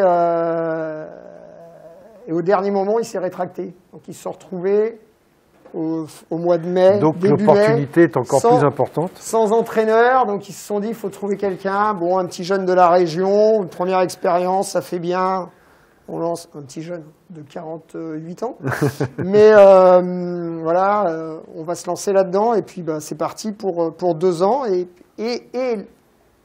puisque tout s'enchaîne. Le petit jeune de 48 ans a quand même une belle expérience du volleyball professionnel derrière lui. De haut niveau, il commence déjà à avoir depuis 7 ou 8 ans quand même. Voilà. Même si à l'origine, il ne pensait pas devenir, explorer le milieu professionnel. Exactement. Et cerise sur le gâteau, le 15 juin, on apprend que l'équipe ne repartira pas en élite, mais en Liga. Puisqu'il y a un club qui ne peut pas honorer sa place. Donc on se retrouve maintenu en Liga. Et voilà. Donc c'est quand même une information importante, parce que là j'imagine qu'en termes de recrutement, en termes d'organisation, de budget, c'est plus du tout la même chose. C'est plus la même, donc il a fallu faire un recrutement à la va-vite, puisque moi j'ai été... je crois que là, j'ai dû être nommé le 1er juin. Le 15 juin, on apprend ça. J'avais commencé les discussions avec les agents et avec les joueuses. et j'ai fait signer mes joueuses. Alors il faut savoir que le recrutement, il se fait plutôt au mois d'avril-mai. Donc quand tu es au mois de juin, souvent, tu au mois un de petit peu en retard. juin, on prend les seconds couteaux. Alors là, tu abordes un domaine qu'on n'aborde pas souvent en entraînement sportif. Tu parles des agents, du recrutement. Est-ce que tu peux nous en parler 30 secondes de cet aspect-là? Parce que quand on est entraîneur, au foot, vous avez des managers au niveau professionnel. Sauf que les managers, des fois, décident sans l'accord des entraîneurs. Ouais, il s'avère qu'au volley, l'entraîneur a son mot à dire, heureusement d'ailleurs.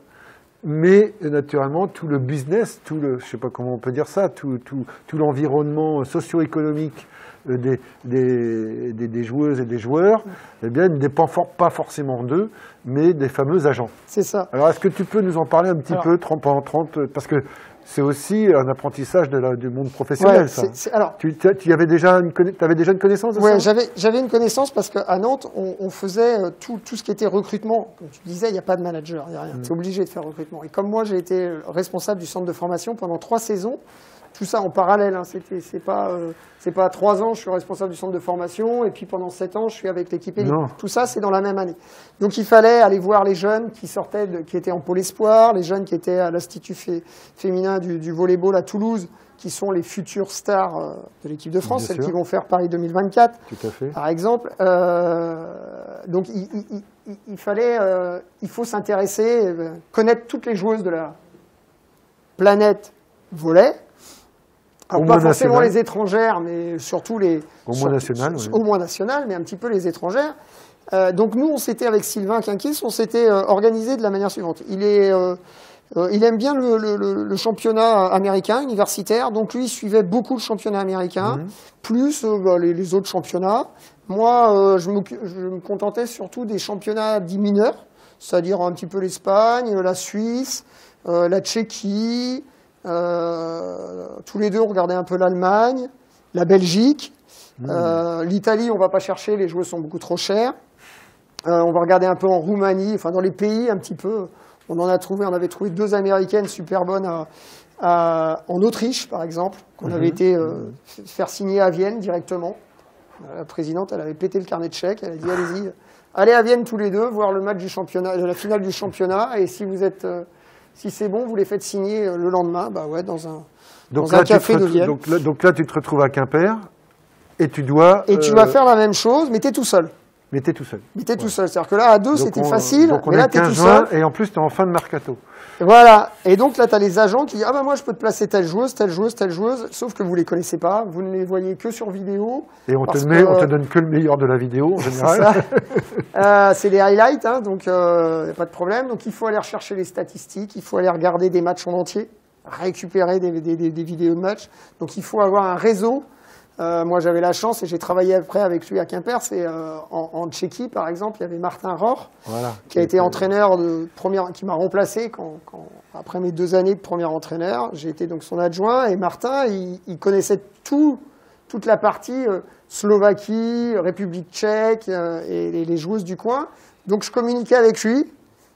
C'est un ancien joueur, il a joué à Rennes, il a joué au Gouello à Saint-Brieuc. On se connaissait de cette période-là, on avait déjà eu l'occasion d'échanger. Et du coup, c'est devenu mon recruteur, on peut dire ça comme ça, dans ce secteur-là. Et c'est comme ça, on se crée son propre réseau. Alors, très rapidement aussi, puisqu'on on sent... Alors, j'imagine que ça n'a rien à voir avec le milieu du football, hein, même si c'est un peu la base... On va dire, les footballeurs professionnels ou footballeuses professionnelles ont des agents également, mais on n'est pas du tout dans le même ordre d'idées au niveau financier. Le recrutement d'une joueuse de Pro F moyen, qu'est-ce qu'il lui faut? Il faut quoi? Un appartement Un appartement, une voiture, un salaire. Mais hors salaire, en fonction de la joueuse j'ai cru comprendre que ça pouvait varier de 800 à... non, 800 pour une joueuse professionnelle, c'est un petit peu... C'est un peu bas quand même. C'est un peu bas quand même. C'était peut-être plutôt pour l'élite. Hein, mais... Il y a des minima quand même à respecter, donc on va dire le SMIC. Et puis un salaire, à une époque, il y a des joueuses qui émargeaient en Liga à 7 500, 8 000 euros. Quand même. En France, ça reste quand même très relatif. Hein. Oui, c'est pas des masses, mais on est sur des salaires moyens. Et ça, c'est sur le secteur féminin. Entre 2000, je parle des filles. Chez les garçons, c'est beaucoup plus haut, mais je connais pas les salaires. Entre 2000 et 3000 voire 3 500, 4 000 sur les équipes de plus haut. Alors il faut savoir que c'est de l'argent de poche. Enfin, de l'argent de poche. C'est pas, vous payez pas votre loyer, puisque c'est le club qui le paye. Vous participez un petit peu à l'eau, l'électricité, mais souvent c'est à la charge de l'employeur aussi. Hein, donc c'est si vous dépassez. Donc c'est pour payer vos communications téléphoniques et puis vos petites affaires, puisque mettre de l'essence dans la voiture que le club vous met à disposition. Pour ceux qui peuvent mettre des voitures à disposition, c'est pas toujours le cas. Mais c'est très différent d'un club à un autre. Vous allez voir les clubs de Mulhouse, Cannes, vous allez voir les belles voitures floquées par le sponsor du club avec les images des joueuses dessus. Enfin, voilà, c'est top niveau. Et vous allez à Nantes, au début à Nantes, c'était une vieille BX prêtée par le garage d'à côté. Voilà, quoi. Bon, donc, ça a dû évoluer un peu depuis. Oui, ça a évolué un peu, mais bon. Enfin, voilà, pour la petite anecdote, se rendre compte que c'est aussi un milieu professionnel qui est sur un sport quand même, on va dire encore confidentiel un peu, hein, même si l'équipe de France de volley, grâce à son succès de cet été, a permis de faire parler de l'activité, quoi. Ce qui est très drôle, c'est que les agents, la même joueuse n'aura pas la même valeur en fonction de la personne qu'ils ont en face d'eux. Si vous êtes le manager de Mulhouse, je pense qu'elle est 20, 25, 30% plus chère. Si vous êtes... Mulhouse, hein, c'est un des meilleurs clubs en France français en volley-ball féminin. Si vous êtes le manager de Quimper en 2e division, on sait que Quimper a un bon budget, donc pareil, elle sera surcotée par rapport à un autre club, Saint-Laurent-du-Var ou je ne sais où, où on sait qu'il n'y a pas beaucoup de budget, il n'y a que 400 000 € de budget, et il faut absolument lui trouver un club, donc on va la mettre un peu moins cher. Donc les agents jouent beaucoup. Donc c'est une tractation pas simple. Et donc tu fais tes 2 années d'expérience comme entraîneur professionnel avec cette équipe féminine de Quimper. Et là, donc, tu fais appel à Rohr. C'est toi, hein, si j'ai... Oui, c'est moi qui l'ai contacté. Parce que toi, tu es en fin de contrat.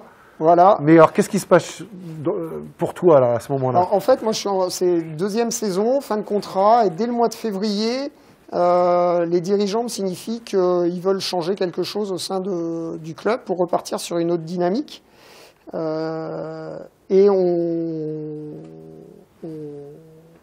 Donc ils veulent prendre un entraîneur qui ait une expérience du niveau international et qui ait plus de charisme. Donc de charisme, pour eux, c'était quelqu'un qui a été joueur à un certain niveau et qui ait un réseau un peu plus étendu. D'accord. Donc en fait, ça te renvoie un petit peu vers les limites qui t'amenaient il y a 20 ans plus tôt à te dire je ne serai jamais entraîneur. Voilà. Donc merci les dirigeants de Quimper, entre guillemets. Ça m'a bien fait sourire parce qu'en termes de réseau sur le secteur... Bon, oui, voilà. Enfin, comme on vient de l'évoquer, c'est pas non plus... le rayonnement international ne permet... Donc vous voyez, hein, c'est pas toujours facile entre le technicien... Hein, c'est toujours été et ça vous le verrez forcément, peut-être même dans vos stages actuellement, entre être technicien et être en relation avec la politique des bénévoles, entre guillemets, du club, c'est jamais simple. On a vu la semaine dernière que Michael Richem, lui, a réussi à emmener les dirigeants dans sa dynamique de technicien, si bien que le club s'est structuré avec les bénévoles, mais ça, au bout du compte, ce sont les entraîneurs, c'est lui en tant qu'entraîneur responsable qui impulse une certaine politique au club et les bénévoles suivent. Mais là, dans le domaine professionnel d'un club de Pro F, eh bien, on se rend bien compte que parfois les dirigeants sont très très ambitieux et ont des visions toutes faites de l'entraînement, hein, si je puis me permettre. Et donc, si tu n'as pas été joueur de Pro A, si tu n'as pas été Didier Deschamps, tu ne seras jamais un bon entraîneur, quoi. Voilà. Bon, c'était un peu... Ouais, voilà. Excuse-moi, j'essaie de résumer, mais malheureusement, c'est le milieu sportif aujourd'hui. On est encore là. Ouais. Hein. Alors, ce qui était le paradoxal, c'est que... Alors, pas toujours, hein, pas partout. Hein, donc, on ne se maintient pas pour un point. À la fin de saison, donc sur un match, on perd en 3, on se fait voler au Canet le mardi soir, on perd 3-1 au Canet, alors qu'on doit au moins faire 3-2, mais bon, c'est pas grave. Et dans le même temps, Chamalières, qui était à la lutte avec nous, va gagner 3-2 à Nancy. Alors, vous voyez, ça se joue à rien. Qui nous condamne, alors que c'était un match qu'elle n'aurait jamais dû gagner, et ça nous condamne à la descente. Alors que le samedi, on gagne 3-0 et que les autres perdent 3-0, mais c'était déjà fini, quoi. Donc là, on revient vers ce que tu évoquais tout à l'heure, la fameuse pression des résultats, parce que tu rates un maintien pour un set, en fait. Il faut savoir qu'au volley, hein, si on perd 3-2, on ramène 2 points au championnat. Je dis pas de bêtises. Si tu perds 3-2, tu ramènes un point, et tu gagnes 3-2, tu prends 2 points. Ouais, tu ramènes un point, tu partages les points, en fait. Sauf si tu perds 3-1, par contre, tu ne rapportes aucun point. Donc pour un point, en fait, lié à un set, c'est la descente, avec les conséquences que tu nous expliques. Ça, c'est pas joué que ce week-end-là, on aurait pu le prendre avant, ce point. Mais voilà, ça joue sur la dernière semaine, et bon, le choix a été fait, mais... Le paradoxal, c'est que les dirigeants donc, ne me gardent pas comme premier entraîneur, mais par contre me demandent de trouver l'entraîneur pour faire le lien. Alors, il y a eu pas mal de gens à postuler. Effectivement, moi, Martin, je le connaissais bien. C'était quelqu'un qui était bien vu à Quimper parce qu'il venait on organisait un tournoi de début de saison ProMaster au mois de septembre et il l'avait déjà fait régulièrement. Voilà, c'était un ami. Enfin, c'est toujours un ami. Hein. Enfin, quand même, psychologiquement, être entraîneur de haut niveau, là, ce que tu nous racontes, c'est quand même pas simple à gérer parce que tu n'arrives pas à te maintenir pour un point, un set perdu sur une dernière journée. Les dirigeants qui, derrière, te demandent de recruter un entraîneur pour prendre ta place. J'imagine que... Enfin, il y a une certaine violence quand même. Enfin, les nuits sont courtes, les journées sont très longues, le stress est omniprésent, pas loin. En plus, en fonction d'où vous vous situez, et là, moi, c'était quelque chose que j'avais fait remarquer à la fédération dans la formation des entraîneurs. On ne vous prépare pas, par exemple, à tout ce qui est relation à la presse, communication avec la presse. Alors, ça faisait sourire mes collègues qui étaient entraîneurs à Nancy ou qui étaient entraîneurs à Chamalières, entre autres, avec qui j'étais en formation. Mais je leur disais, mais combien de temps vous passez avec la presse dans la semaine? Ah ben moi, ouais, si je les ai une fois, c'est déjà pas mal. Je dis, pardon. Je dis, à Quimper, vous avez le Télégramme, vous avez Ouest France, vous avez Côté Quimper, vous avez Radio It West, vous avez machin. J'en étais rendu à un point où je passais des fois 4 heures par semaine avec la presse. 4 heures, mais c'est en plus des temps que vous passez à entraîner, préparer vos séances, manager, regarder les vidéos de l'adversaire et tout. Mais c'est une pression supplémentaire, parce qu'évidemment, quand vous passez 4 heures, enfin, même ne serait-ce que 2 heures sur une semaine tranquille, tout est relaté, tout est décrypté. Alors, on parle du volley-ball féminin français. Imaginez ce que peuvent subir les entraîneurs de foot professionnel ou autre chose. C'est une pression de tous les instants. Et on peut comprendre que les mecs, ils pètent un plomb. Bien sûr. Donc à un moment, ils n'aient plus envie de répondre. Ou alors ils font des réponses bateaux à la presse.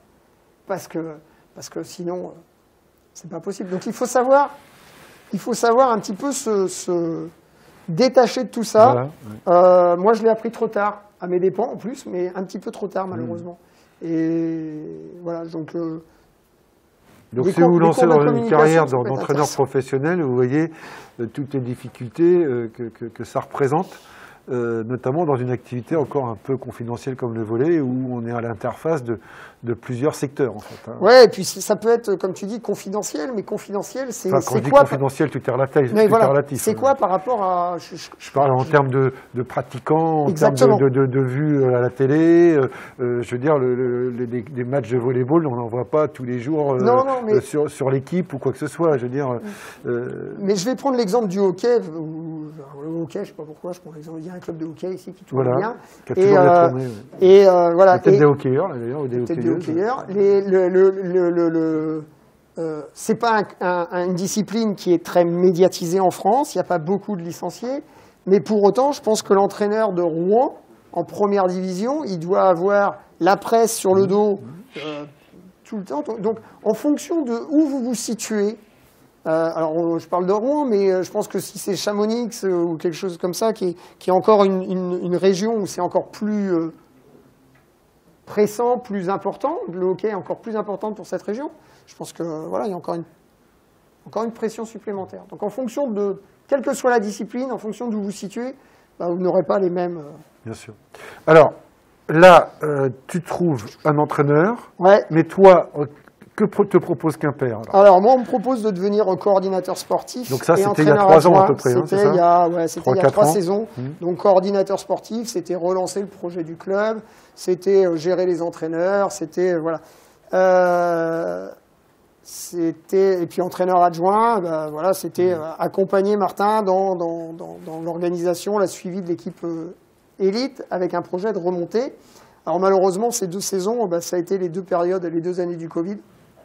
Donc ça a été très compliqué. La première année, la saison se termine, on est en tête du championnat, il n'y a pas de play-off, mais pareil, on ne remonte pas en Liga parce que la fédération ne fait monter qu'une seule équipe et Istres, qui est dans l'autre poule, à un set de moins de perdus, donc voilà, c'est eux qui accèdent, et nous on ne monte pas. Encore une fois, une histoire de 7. Encore une fois, une histoire de 7, et puis la deuxième année, le sport professionnel continue, alors que vous, le sport amateur, enfin, beaucoup d'entre nous, le sport amateur, tout s'était arrêté, et pendant cette saison, on fait une bonne première phase, on termine premier de notre première phase, et puis il y a les playoffs, et là, aux playoffs, on explose complètement.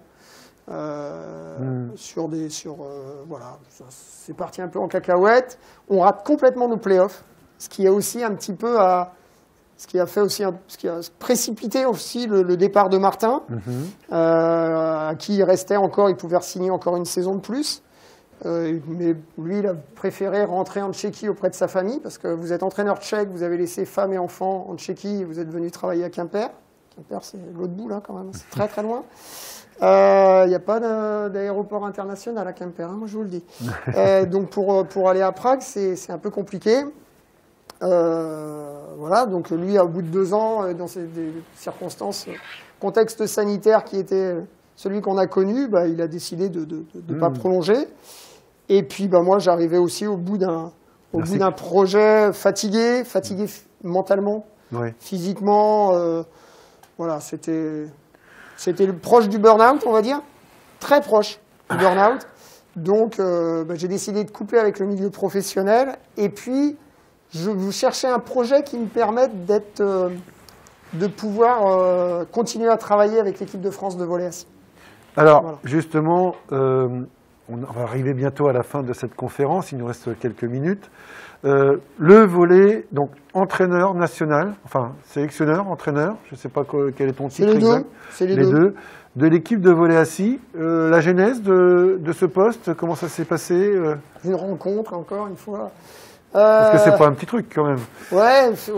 En fait, quand je suis passé coordinateur, à Quimper, il y avait une section de volley assis. Et l'entraîneur qui s'en occupait, lui, est parti pour un autre projet. Alors, est-ce que tu peux nous dire très rapidement en quoi consiste le volley assis? Est-ce que c'est un sport qui fait partie du paralympique? Oui. Voilà, donc est-ce que ce sont les athlètes sont forcément des athlètes avec un handicap ou non? Je ne sais pas. Est-ce que tu peux nous expliquer un peu le contexte très rapidement de ce volley assis pour ensuite nous expliquer pourquoi tu t'intéresses à cette pratique et tu deviens entraîneur, ce qui n'est pas un petit truc, entraîneur national de cette équipe? Je te disais, le club avait une section, j'avais été pratiquer avec eux, j'ai trouvé ça très intéressant parce que c'est une discipline qui est à la base, au niveau national, inclusive. Vous pouvez jouer en mixité, avec des handis, avec des valides, et quel que soit le type de handicap. Donc je trouvais que c'était très très intéressant. Mais c'est comme tout, à un moment donné, c'est bien, tu découvres le truc, tu sais que c'est du volley, ça se joue à 6 contre 6, t'as un filet qui est à 1m15 quand tu joues en masculin, mais encore une fois, il faut aller chercher un peu des infos un peu plus loin, donc je suis allé me former, encore une fois, et je suis tombé sur un ancien collègue, Manu Turpina, et puis Christelle Bernoux, qui est la responsable de tout ce qui touche le para-volley en France, c'est-à-dire les équipes de France volley sourd, la formation des cadres et les équipes de France de volley assis. Et puis là, j'ai pris un pied d'enfer, quoi. Je me suis éclaté pendant tout un week-end sur la formation. J'ai commencé à regarder des vidéos, à m'informer, à contacter des joueurs, à mettre en place des séances à Quimper où je prenais le maximum de plaisir, puisque quand on est adjoint, c'est plus vous qui préparez les séances, c'est souvent le premier qui prépare dans le volley, à la différence du foot. Souvent le premier qui prépare, et puis vous êtes là pour envoyer les ballons, vous donner quelques conseils, et puis j'avais envie d'un projet où je m'éclate. Donc j'ai avancé petit à petit au sein du club, et puis la fédération, la DTN m'a appelé en disant on se sépare de notre entraîneur national, est-ce que tu serais partant pour monter un projet et préparer l'équipe? À l'époque, c'était pour les championnats d'Europe B, mais bon, avec la crise sanitaire, tout a été reporté. Et on s'est retrouvés à participer au mois d'octobre au championnat niveau A. C'est très intéressant. Tu parles d'équipe de France, de championnat d'Europe, donc en e-sport. Mais souvent, le volley assis, en tout cas nous dans notre région, on nous le présente comme étant une activité physique adaptée et santé. Alors j'aimerais avoir ton avis là-dessus. Parce qu'on a encore été contacté très dernièrement par un responsable de la Fédération française du sport universitaire qui nous présente le volley assis comme une volley activité physique adaptée santé, sans forcément envisager les aspects de l'optimisation de la performance. Ouais. Alors ça peut être, on peut l'amener comme ça, c'est-à-dire que oui, quand on n'a pas trop de déplacements à faire, quand on joue on renvoie de balle, à la rigueur, c'est comme toute discipline sportive, quand c'est fait dans un cadre loisir, on peut faire jouer des gens avec n'importe quel handicap. Dès qu'on rentre dans l'aspect compétition, c'est un sport qui demande énormément de force au niveau du haut du corps, puisque vous n'avez que ça pour vous déplacer. Vous vous déplacez avec les bras, un petit peu avec les jambes, mais surtout avec les bras. Vous jouez avec les bras.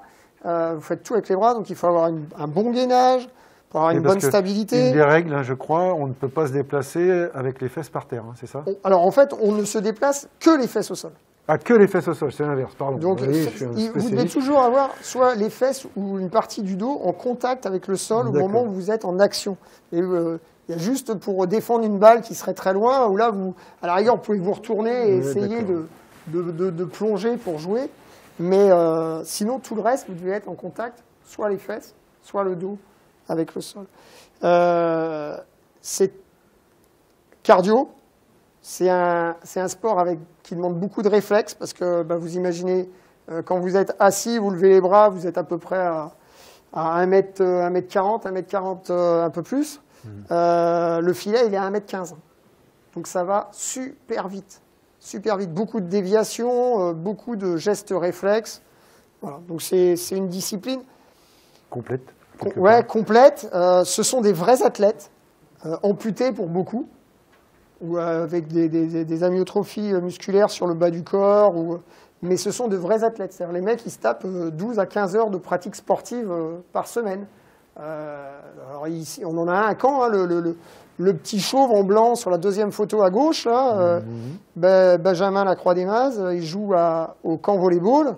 Il a 40 ans, il est vice-champion de France de triathlon, derrière le champion olympique en Quincan, qui est normand lui aussi, pour ceux qui suivent un peu le parasport. Voilà, c'est un mec qui fait du vélo, de la natation, de la course avec sa lame, mais qui fait aussi 3 séances de volley assis, qui fait un peu de muscu et qui est kiné de sa profession. Donc, tu te retrouves entraîneur de cette équipe nationale, mais malgré tout, tu te mets sur le marché de l'emploi pour trouver un club parce que ce poste de sélectionneur ne te permet pas non, c'est du bénévolat, ça. Ah, vous entendez là? C'est du bénévolat. Je suis pas Laurenti, c'est du sport. On est des bénévoles et on bénévole de haut niveau. Alors, évidemment, Si, oui, on me paye mon trajet pour aller en stage à Vichy, pour la rejoindre l'équipe, mais je suis hébergé, logé, nourri. Mais oui, c'est... Oui, elle relève plus du volontariat et du bénévolat. C'est ça. Parce qu'il n'y a pas, une rémunération régulière qui te permettrait de te concentrer que là-dessus. D'où l'importance de trouver un nouveau poste. Exactement. Et donc un poste qui me permette de le faire. J'avais l'occasion de rebondir dans un club d'élite, mais quand vous êtes premier entraîneur dans un club d'élite, vous n'avez pas la disponibilité. Les stages, il faut les faire quand les joueurs sont disponibles le week-end. Donc la compétition en élite, c'est le week-end, donc ce n'était pas compatible. Donc il fallait trouver un club qui me permette de travailler, gagner ma vie, me libère, et un entraîneur susceptible de pouvoir me remplacer. Merci Fred. Je t'ai pas remplacé beaucoup du coup. Et me libère pour aller, pour partir par exemple 10 jours en Turquie faire les championnats d'or ou au mois de mai au championnat du monde en Chine.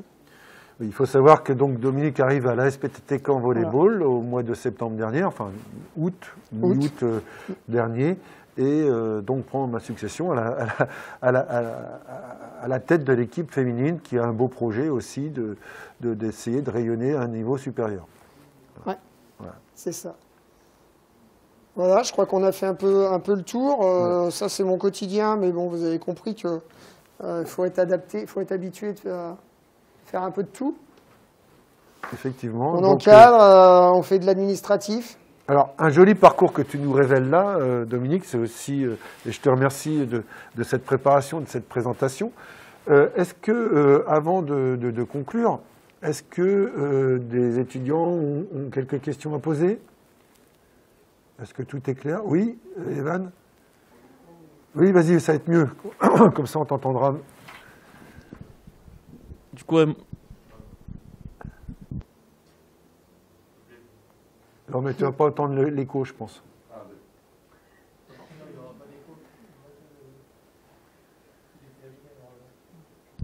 C'est le petit bouton vers le haut. Ouais, je voulais parler de la... S'il vous plaît. La préparation athlétique. Jeune homme, vous pouvez mettre votre masque. Merci. Je voulais parler de la préparation athlétique, notamment sur le volley assis. Comment vous faites avec des joueurs qui peuvent pas courir ou pas faire de vélo, notamment sur l'aspect aérobie. Comment vous faites pour... Ils peuvent pas courir? Si, ils peuvent courir. Ils peuvent courir? Si, bien sûr. Ils peuvent courir. Pour la plupart, ils ont une lame pour courir. Après, quand tu dois faire du travail aérobie, en l'occurrence, puisque tu parles du travail aérobie, il y a le vélo à bras, il y a le rameur, il y a la natation, il y a certains donc font du vélo, ils font du vélo sur une jambe. Pour ceux qui ont une prothèse qui ne leur permet pas, ils font vélo avec une jambe, donc ça demande plus de travail, mais ça ne les empêche pas de le faire. Et puis nous, on met des situations de travail aérobie en slidant, en glissant. Donc il y a des petits jeux, des petits jeux, on fait des biathlons par exemple.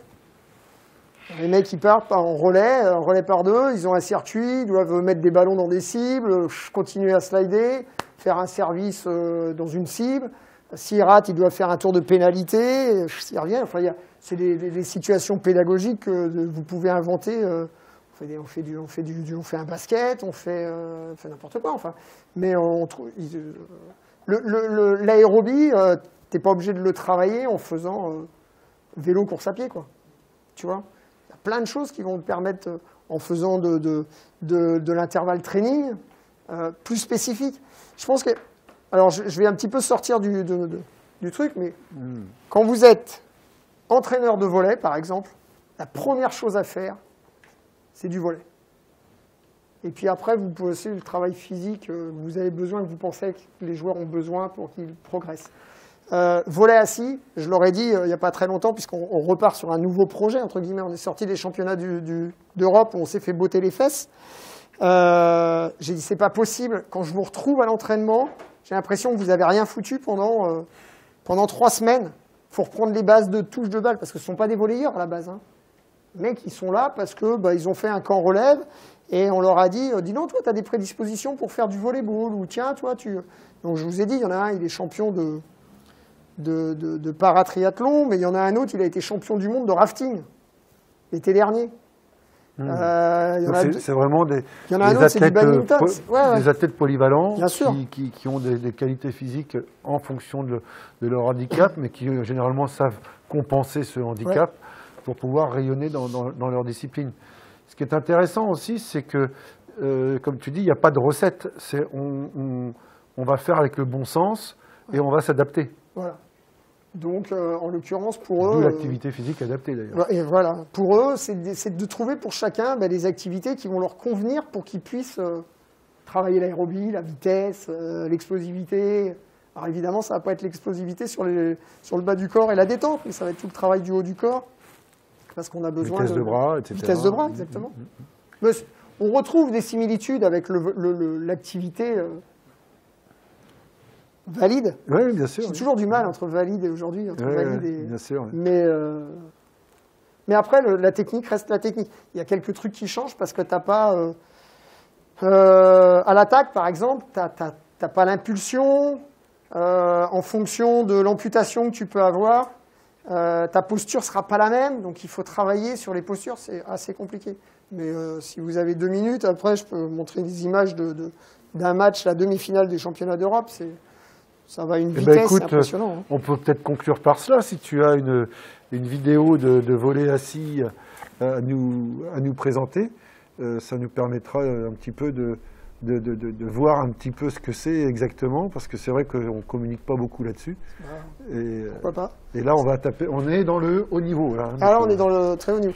Si vous avez d'autres questions, je répondrai avec des réponses. Juste... Bien sûr. Avec grand plaisir à vos questions. Juste là, je voudrais mettre... on en a parlé indirectement, mais clairement, quand vous embrassez cette carrière d'éducateur, d'animateur, d'entraîneur, de ce que vous voulez, il faut être disponible. Il ne faut pas compter ses heures. Si je devais ramener mon salaire à l'heure, ça me ferait pleurer. Il ne faut pas y penser. Il ne faut pas y penser. Il faut être sérieux dans ce qu'on fait, mais il ne faut pas se prendre au sérieux. Quand je dis il ne faut pas se prendre au sérieux, moi j'avais une expression, c'est pas terrible, non, ça est enregistré, je ne la dirai pas. On est là pour accompagner les autres, on se fait plaisir à soi-même, mais on est là pour accompagner les autres. Et puis il faut le faire dans la bonne humeur, il faut le faire dans une bonne ambiance. D'où ce mot important qu'est l'empathie. D'où, voilà, l'empathie. Il faut être très curieux, parce que... Il faut être curieux, mais il faut être curieux... Il faut s'intéresser à ce que font les autres dans les autres disciplines.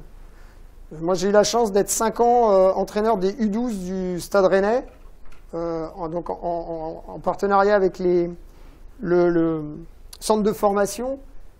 J'ai énormément appris justement de l'accompagnement des sportifs vers le haut niveau, des jeunes vers le haut niveau. Vous allez voir les sports individuels, les golfeurs, les tennisman, la concentration. Discuter avec ces gens-là, vous allez voir, ça va vous apporter beaucoup sur la préparation mentale de vos athlètes. L'entraînement des cyclistes, les mecs qui se mettent dans la tronche tous les jours, toutes les semaines. C'est important de voir, mais l'intérêt, essayer de se dire, il y a des gens qui font quand même beaucoup plus. Quand nous, au volleyball, on fait 12-15 heures d'entraînement, on dit, oh là là, quand les footballeurs font 8 heures, 9 heures d'entraînement au niveau, on dit, oh là là, on fait beaucoup. Non, mais c'est que dalle. Allez voir les nageurs, ce qu'ils font, ce qu'ils se mettent dedans. Et on peut s'entraîner plus sans se blesser. Par contre, il faut s'entraîner correctement. Mais il faut aller voir, il faut aller chercher. Allez, ce que nous, on fait en France, les footeux, par exemple, à 8 heures, allez voir ce qu'ils se mettent en Angleterre, allez voir ce qu'ils se mettent dans d'autres pays. Mais c'est énorme. Donc il faut ouvrir. Il faut s'ouvrir à toutes les disciplines et il faut aller chercher partout. Donc il faut être curieux. Et l'ouverture nous amène aussi vers l'attention. Être attentif. Ouais. Hein, ça, c'est primordial, surtout quand on est étudiant. Passionné, ben ouais, ça, je pense que oui, je le montre. Ça, je crois qu'à travers ce que tu nous as démontré Et tu n'es pas le seul à le dire, hein, dans tous les conférenciers que l'on accueille, la passion est un maître mot.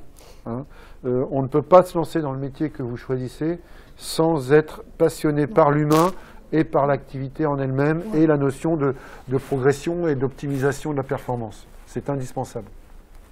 Et puis, honnête et tolérant. Alors, quand je dis honnête, c'est vis-à-vis de vous-même, mais aussi vis-à-vis de... Il faut accepter de se dire, moi, j'arriverai pas à faire progresser ce joueur-là, vaut mieux qu'il s'en aille, parce que j'y arriverai pas. Il faut être honnête vis-à-vis du joueur en disant, c'est pas la peine de lui dire, tu seras champion du monde, champion olympique, tu iras à Paris 2024, parce que là, aujourd'hui, les para-volleyeurs, eux, leur rêve, c'est d'être sur Suzanne Langlaine et jouer. Et moi, c'est de leur dire, non, mais toi, avec ton niveau que tu as là, il faut que tu fasses ça, ça, ça et ça si tu veux y être, parce que pour l'instant, tu n'y es pas. Et pourtant, on est qualifié, on fait partie des 8 équipes à participer, normalement. Voilà, et puis il faut être tolérant aussi, parce que votre athlète, il n'est pas toujours à 100% de ses possibilités, donc il faut aussi être capable de se dire, tout à fait. OK, aujourd'hui, c'est pas ton jour, c'est pas grave, on passe à autre chose. Alors, entre guillemets, c'est une belle conclusion que tu nous dis là, hein, parce que ce sont d'abord, avant tout, des valeurs humaines que tu mets en avant pour s'épanouir dans ce métier. Oui, parce qu'on travaille avec des humains, on ne travaille pas avec des machines. Donc, à un moment donné, il faut être... On aimerait bien que nos athlètes soient à 100% à chaque séance d'entraînement et qu'ils progressent, qu'ils prennent 10 cm de détente après chaque saison, mais il y a le facteur physio, il y a plein de choses. Et puis, donc, cette petite slide là, ne pas négliger. Ouais, rapidement, prendre du temps pour vous, pour votre famille.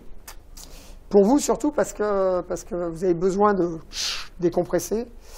Voilà, et puis ne pas s'arrêter. Quand je mets l'évolution des sports et des athlètes aussi, quel que soit le niveau où vous allez entraîner ou animer, il faut se poser la question, c'est quoi le niveau au-dessus et qu'est-ce que je peux apporter pour les amener vers ce niveau-là? Les enfants, les adultes, il n'y a pas de limite. Enfin, si, à un moment donné, il y aura des limites physiques, physiologiques, bien sûr. Mais au départ, il ne faut pas les créer vous-même, les limites. Il faut laisser ouvert le champ des possibles et accompagner. Je vais prendre un exemple. Alors, il y a des footeux, on va prendre un footeux. Maxime Lemarchand, quand il avait 12 ans, il était ailier gauche. Aujourd'hui, c'est un bon défenseur central de première division. Mais si, dans sa formation, personne ne l'avait fait reculer à jouer latéral gauche, puis ce garçon-là, il ne serait jamais devenu professionnel. Et pourtant, dans son équipe, il y en avait des bien meilleurs que lui à l'époque. Mais lui, il a réussi, pas d'autre. Parce qu'il avait quelque chose d'autre que les autres n'avaient pas. La tête, le mental, machin. Donc, il faut pas brider vos athlètes. Ne les bridez pas. Laissez-leur la possibilité. Par contre, soyez honnêtes avec eux. Et quand je dis vos athlètes, je suis un peu méchant, ce ne sont pas vos athlètes. Les athlètes ne vous appartiennent pas, vous êtes là pour les accompagner. À un moment donné, vous les amenez quelque part. Ils réussissent, ils ne réussissent pas. C'est eux qui réussiront. Vous n'aurez juste que le plaisir de les avoir accompagnés un temps. Et ça, il faut en être conscient. Je crois que c'est fait. Hein. Je crois qu'on a fait le tour. Très bien. C'est bon? Ouais. Une ou deux questions? Non? Bah écoute, Dominique, on va pouvoir... Alors une jolie phrase de Bernard Werber, hein, pour terminer. Hein, effectivement, ce qui est important, hein, c'est de penser à avancer avant même de se dire qu'il faut absolument atteindre nos objectifs. Et ça, en termes de préparation mentale, on n'a pas eu trop le temps d'aborder cet aspect-là. Il est vrai que c'est beaucoup plus le chemin par lequel on va vers ce qui nous intéresse que le bout du chemin qui doit nous guider. Hein, la preuve, c'est que ta carrière nous le montre